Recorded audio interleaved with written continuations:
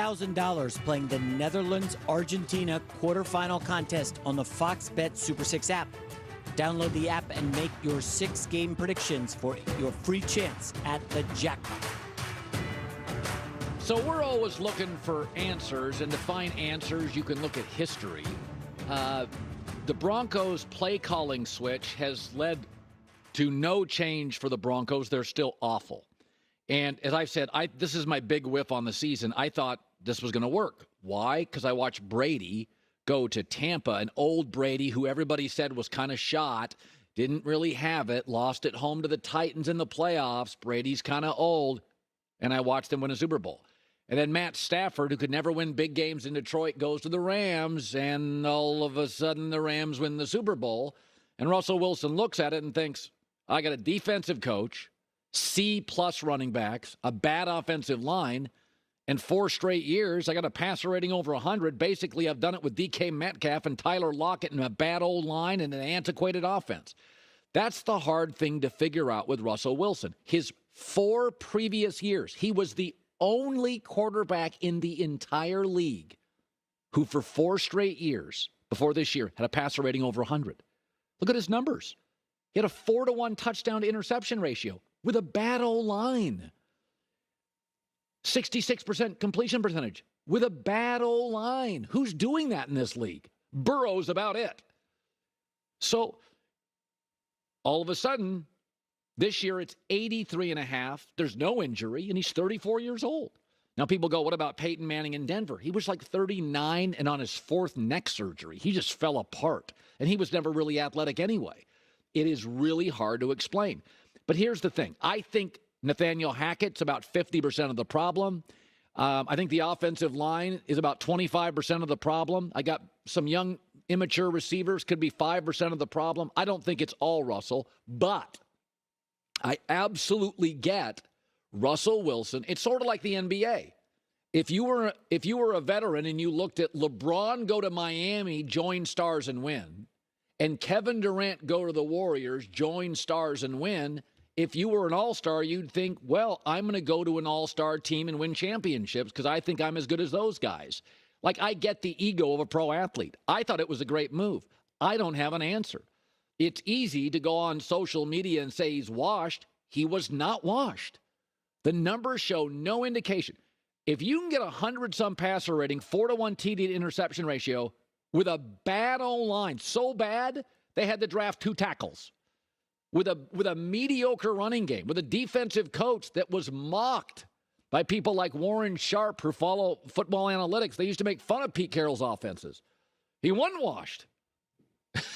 I mean, it wasn't like Denver was the only team that wanted him. Denver was where he wanted to go. They had, he'd have an offensive coach. Stafford got an offensive coach. Brady got an offensive coach. He was going to get an offensive coach. Had young receivers. Had a left tackle. Had a defense. Like, I get it. But, it's one of those things where I know everybody, even the people that didn't think it was a great move, nobody thought it would be this bad.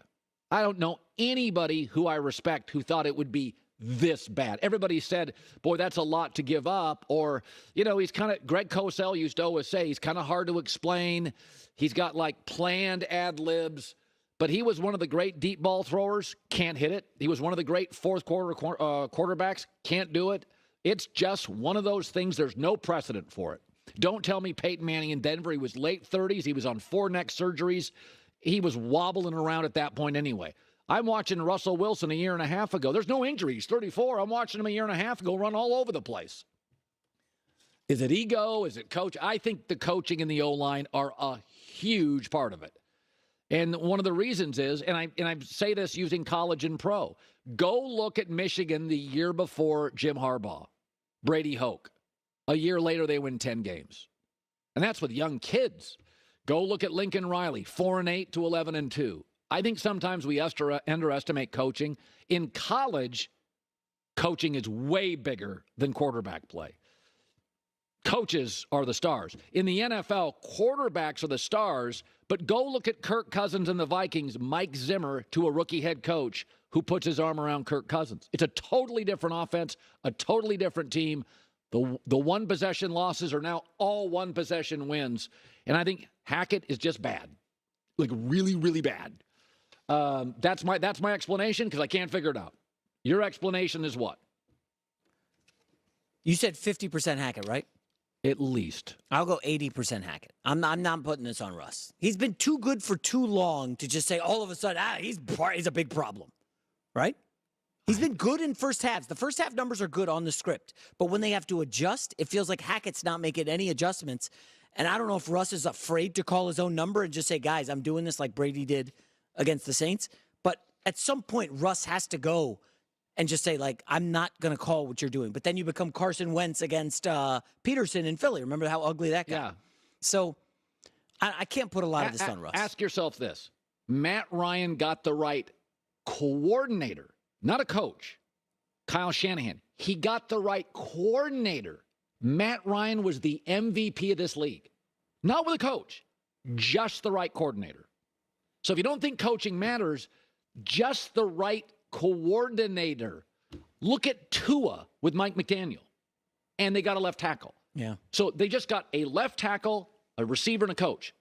Tua's loss Sunday was his first loss in like a year and a half of when he starts and finishes. Just to go back at the beginning of the season, Colin, Vegas, everybody thought Denver was like a 10, 11, 12 win team That was their and a playoff over-under. team. Yeah. Everybody thought they were a playoff team. So now, next year, we keep saying this is not a good job, right? Because Russ's cap hit goes up. Do we need to rethink that? I mean, they have the league high players on IR and salary cap on IR. Assuming they come in healthy next year, why can't this be a 10, 11 win team? Their running back, Javonte Williams, was very good last year. Well, let's be honest. Okay, I'll give you the reason. Sean Payton takes the Chargers job. So then it's Andy Reid, offensive genius. Sean Payton, offensive genius. Josh McDaniels, I'm sorry, but it's working. Yeah. Well, for 3 games. Okay. So fine. So go out and find the next Sean McVay. How hard can that be? What was McVay before he took the Rams How hard job? can it be to find somebody great in any industry? Really hard. Well, I don't know if we can pull it, but I would love to see your reaction on air when the Rams announced they hired Sean McVay, who was like 32 years old. No, I didn't know who he was. Nobody did. So why can't the Broncos brain trust go out and find the next McVay? But for McVay? every Sean McVay, I'll give you a Ben McAdoo. I mean, there's 4 Ben McAdoos and Freddie Kitchens for every Sean McVay. How many great coaches in the NFL now? 6? The guy who hired McAdoo, I think, is now flipping burgers. Well, whatever. Up the road.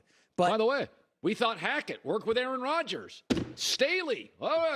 Go look at the last 10 hires. How many home runs are the last 10 NFL hires?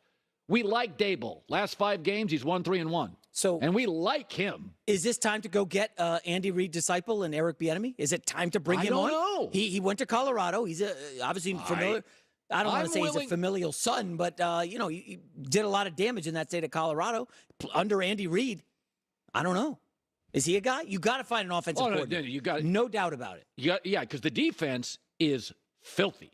Outside of the Niners, it's the best defense in the league. Personnel-wise, it is a fantastic defense. That's on the field constantly. A homework assignment for this show. We need to find 5 guys that the Broncos must interview. You like Waldron, right, in Seattle? Well, I think it's a name. I don't know if he could. I never knew Tom Coughlin was going to beat Belichick twice in the Super Bowl. I remember him at Boston College. He beat Notre Dame. Notre Dame was number 1. Boston College beat him. And you're like, oh, this guy's crusty old guy's pretty good. Then he goes to Jacksonville and makes them a playoff team. And you're like, oh, wow. Then he goes to the Giants. If you'd have told me, he beats Belichick and Brady twice in the Super Bowl, I'd say you're out of your mind. You never know if these guys are going to hit or not. All right, how about do you kick the tires on a college coach? I'm just going to throw it out there because I think he's been very good the last 2 years. Chip Kelly, UCLA. No, God, no. We've Absolutely done that. not. No, okay. No. I like Chip. Guy knows Chip. football. I like him. I know him. Knows offense. Come on, no. Absolutely you're funny. not. You're out here saying, you're so funny. You're like, how hard can it be to find Sean McVay? And your first choice is Chip Kelly. That wasn't my first choice. He's like the 4th guy. I said Bieniemy earlier. I will come up with a name tomorrow. We can get our minds together and find a guy. Yeah, I mean, hey, how about this? Detroit Lions offense has been off the charts with Jared Goff, Amon-Ra St. Brown, a bunch of other dudes you don't know. All right. Ben Johnson is their offensive coordinator. I want to interview that guy. I don't know much about him. I don't either. Maybe he's the next McVay. Let's bring him in and interview him and say, Ben, what do you want? What do you want to do with Russ? But by the way, that division, I got Andy Reid. I got Josh McDaniel. I don't care what anybody says. Mac Jones has regressed horribly since Josh McDaniel left. Yeah. So that guy can coach. He may have failed in Denver. So I got two studs. The Chargers lose this weekend. The Spanos family's making calls. Sean Payton and Harbaugh, that's the only job Sean Payton and Harbaugh would absolutely, unequivocally take a phone call on. Now I got Sean Payton twice a year. I got Andy Reid twice a year. I got Josh, and they all have quarterbacks. So do you, right? You got Russell Wilson. Wait a minute. You're bailing on him? I'm not bailing. 12 games. I'm not bailing. He hasn't been great. I'm saying Herbert. Yeah. Mahomes. Okay. These guys are like in their prime. They're, big. Hey.